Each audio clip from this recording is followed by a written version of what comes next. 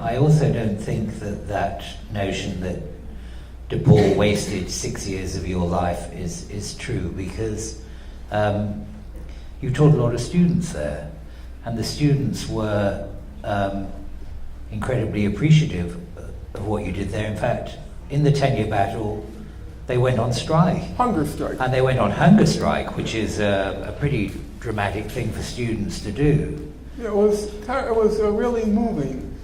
I mean, the students are so unbelievable that at one point I went with, I guess, a colleague of mine. I went to their headquarters. They established the headquarters somewhere in Chicago. And I walked in and I felt like, all right, I'm going to be greeted like Jesus Christ, and I'm going to be greeted. They didn't give a shit about me. They had their business, and they were going to win this battle, and I was totally beside the point. And I just loved it. I really liked the fact that they weren't worshiping me. They were very serious, very morally driven and very serious. And then in the summer, a handful of them went on a long-term hunger strike.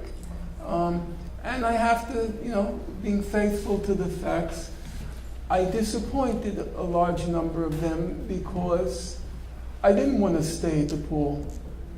They were fighting to get my tenure. I didn't want to stay.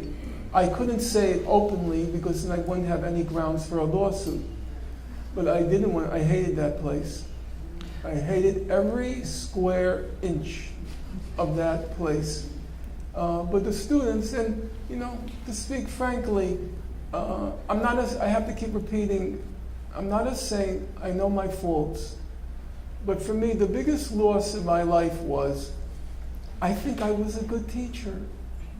And I think I could have made life, I could have been a positive influence on probably thousands more students had I had the opportunity to teach.